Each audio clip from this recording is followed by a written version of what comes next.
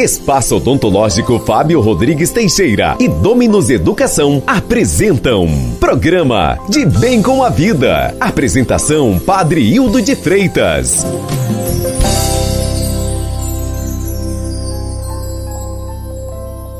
Segunda-feira, dia 16, a igreja celebra São Cornélio e São Cipriano. Bom dia, cidade de Arcos, bom dia a todos que nos dão o prazer da sua sintonia. Estes são os que vieram da grande tribulação e lavaram suas vestes no sangue do Cordeiro. Confiados em Deus, entregaram ao suplício os seus corpos e mereceram alcançar a coroa da eterna glória. São Cornélio foi papa, pastor de alma desprendida e misericordiosa. Trabalhou muito para reconquistar e reconciliar os cristãos que tinham cedido às perseguições, não seguindo o caminho do testemunho. São Cipriano foi bispo, era advogado e professor. Convertido aos 40 anos de idade, foi fiel ao Evangelho e muito trabalhou para a unidade da Igreja. Foi destemido servidor de Cristo no episcopado e no martírio. Eles nos ensinam a doar a vida e a não procurar benefício próprio. A generosidade o colocará na abundância, nunca na escassez. Sigam fielmente os termos desta aliança, para que vocês prosperem em tudo o que fizerem. Livro do Deuteronômio, capítulo 29, versículos 9. Na vida, é comum almejarmos boas condições financeiras, êxito profissional e qualidade de vida. Contudo, apesar de serem importantes e desejáveis, focar somente nisso não nos aproxima de Deus e do seu propósito. Tão importante quanto isto é termos uma mentalidade próspera segundo o padrão dos céus. Para isso, é necessário observar a vida com as lentes da abundância, não da escassez. Alguns hábitos e atitudes revelam como está nossa mentalidade. Por exemplo, em João capítulo 6, a Bíblia traz a história de um menino que, possuindo 5 pães e 2 peixes, os entregou a Jesus, o qual os multiplicou e alimentou 5.000 homens, além de mulheres e crianças, e ainda sobraram 12 cestos. O menino poderia ter retido o alimento para si, contudo o entregou e viveu um milagre extraordinário que acabou abençoando milhares ao seu redor. Essa é uma mentalidade abundante que optou por abençoar outros, ainda que isso pudesse significar não comer. O generoso prosperará. Quem dá alívio aos outros, alívio receberá. Provérbios capítulo 11, versículos 25. Pessoas bem-sucedidas são otimistas e não se incomodam em sair da zona de conforto. Rejeite a mentalidade de escassez e aproprie-se de uma mente vitoriosa. Lembrem-se, só há crescimento fora do confortável, porque os desafios nos levam além e extraem o melhor de nós. Tenha uma mentalidade próspera e abundante. Se quer alterar seu destino, comece mudando sua mente. Sucesso no reino de Deus não tem a ver com a conta bancária cheia ou muitos bens acumulados, e sim com um coração generoso, cheio de fé e confiança de que Deus irá prover em todo o tempo. Vertical, cidade de Arcos, segunda-feira, dia 16, a igreja celebra São Cornélio e São Cipriano. O centurião, mesmo sendo pagão, não hesitou em aproximar-se de Jesus e suplicar seu auxílio misericordioso. Direcione seu desejo para a realização. Quando conhecemos da história de artistas consagrados, como os grandes nomes da MPB, por exemplo, invariavelmente lemos ou ouvimos que eles passaram por muitas dificuldades antes de atingirem o sucesso. Muitos chegaram a dormir na rua e até passar fome, e todos sempre se mostraram resilientes. Afinal, tinha um desejo maior do que as dificuldades enfrentadas e por isso venceram.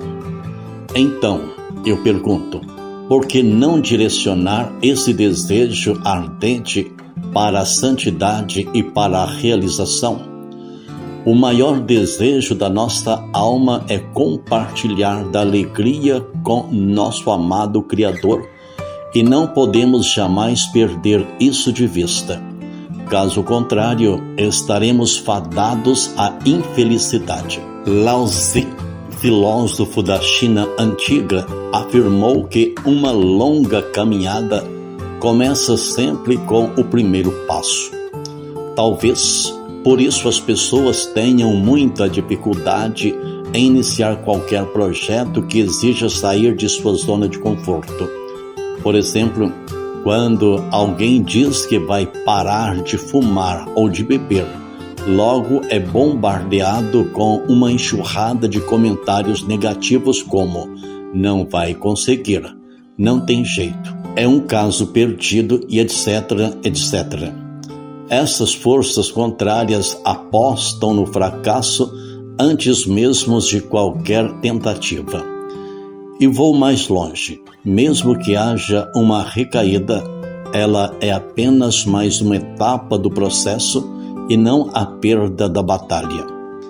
Nunca devemos encarar um deslize momentâneo como uma derrota permanente.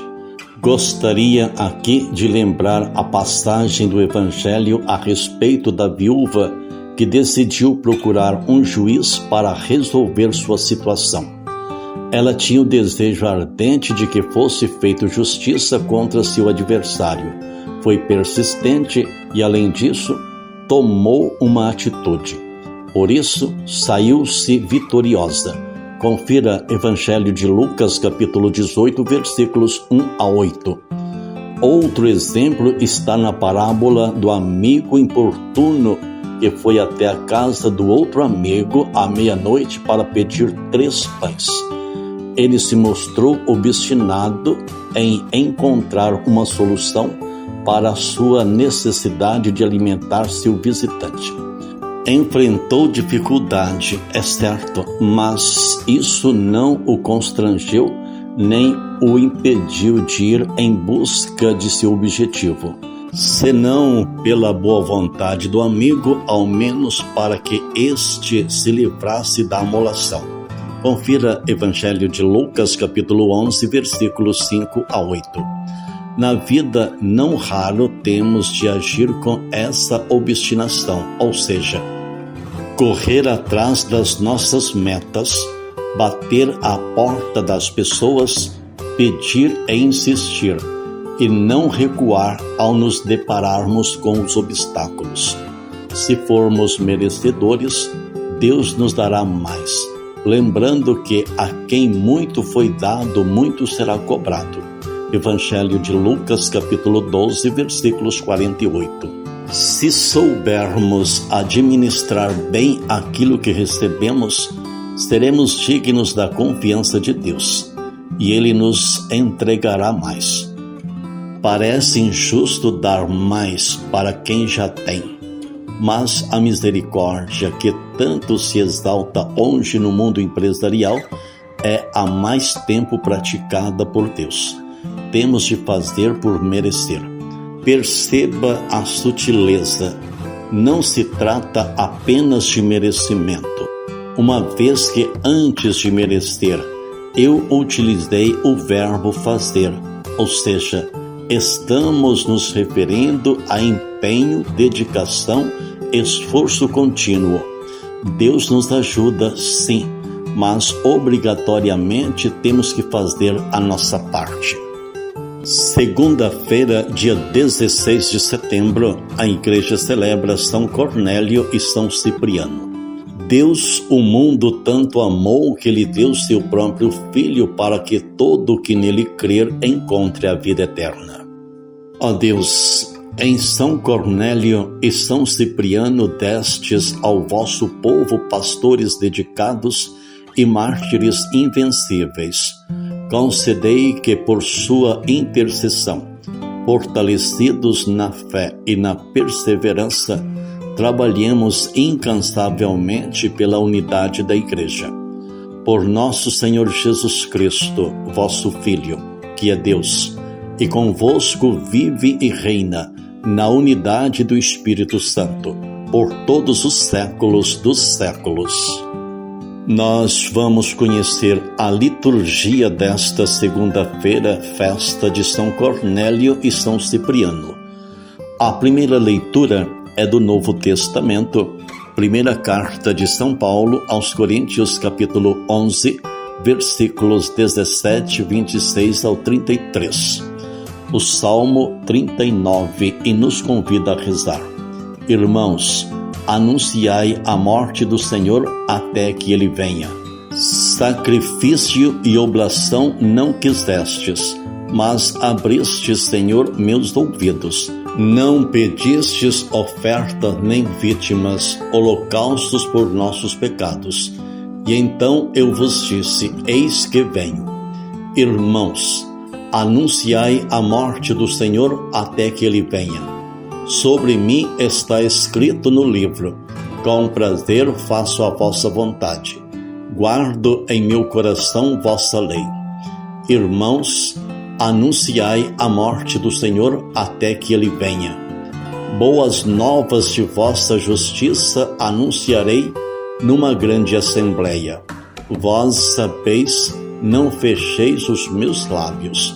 Irmãos, anunciai a morte do Senhor até que ele venha. Mas se alegre e em vós rejubile todo ser que vos busca, Senhor. Digam sempre, é grande o Senhor, os que buscam em vosso auxílio. Irmãos, anunciai a morte do Senhor até que ele venha.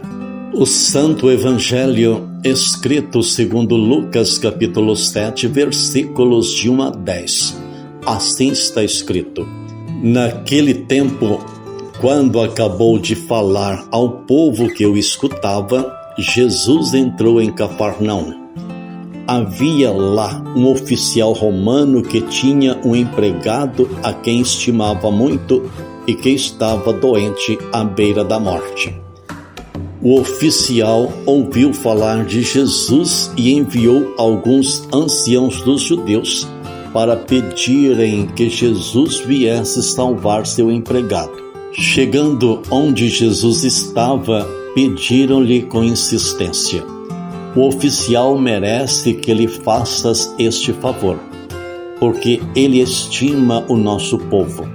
Ele até nos construiu uma sinagoga. Então Jesus pôs-se a caminho com eles. Porém, quando já estava perto da casa, o oficial mandou alguns amigos dizerem a Jesus: Senhor, não te incomodes, pois não sou digno de que entres em minha casa. Nem mesmo me achei digno de ir pessoalmente a teu encontro. Mas ordena com a tua palavra e meu empregado ficará curado. Eu também estou debaixo de autoridade, mas tenho soldados que obedecem às minhas ordens. Se ordeno a um, vai, ele vai. A outro, vem, ele vem. E ao meu empregado, faze isto, e ele o faz. Ouvindo isso, Jesus ficou admirado. Virou-se para a multidão que o seguia e disse: Eu vos declaro que nem mesmo em Israel encontrei tanta fé. Os mensageiros voltaram para a casa do oficial e encontraram o empregado em perfeita saúde. Estas são palavras de salvação. Glória a vós, Senhor. No Santo Evangelho que ouvimos escrito segundo Lucas, no capítulo 7, versículos de 1 a 10, nos ensina: Senhor, não te incomodes, pois não sou digno de que entres em minha casa. Quem fala assim foi um soldado romano, um oficial que não era considerado participante do povo de Deus. No entanto, dava um belo exemplo de vida. Primeiro, amava e respeitava seu empregado. Depois, acreditava em Jesus e em seu poder de salvar. E não se dava ares de importância nem por seus méritos pessoais, nem pelo fato de ser funcionário do imperador. Pedia com humildade. Como é bom conversar com quem é assim, humilde de coração. Vertical FM 95,1 Cidade de Arcos. Hoje a igreja celebra São Cornélio e São Cipriano. Ninguém tem maior amor do que aquele que dá a vida por seus amigos, diz o Senhor. Aprenda a alimentar a sua fé e você vencerá. A fé é um poderoso antídoto contra o fracasso, a covardia e tudo aquilo que nos tira a segurança e o discernimento. Ela ilumina nossa mente e determina a vitória. Se quisermos nos aprofundar nesse conceito, podemos dizer que a fé é como uma semente e por isso precisa ser devidamente cultivada para que todo o potencial que concentra em si aflore. Como sabemos, ela já existe nos batizados como virtude teologal, mas cabe a nós desenvolvê-la. Não esqueçamos, vida gera vida, fé gera fé, oração gera oração. Temos, então, uma grande responsabilidade para com nossa fé. Vivemos em um mundo de aparências, mas aquilo que podemos ver e tocar é apenas a ponta do iceberg. Existe outra realidade que não é aparente, mas interfere de forma decisiva em nossa vida. Algo análogo ao que os psicanalistas e todos nós popularmente chamam de inconsciente. Pois bem, a força que emana da fé vem daquilo que aprendemos, por exemplo, quando estudamos as Sagradas Escrituras, algo que se dá na esfera do consciente.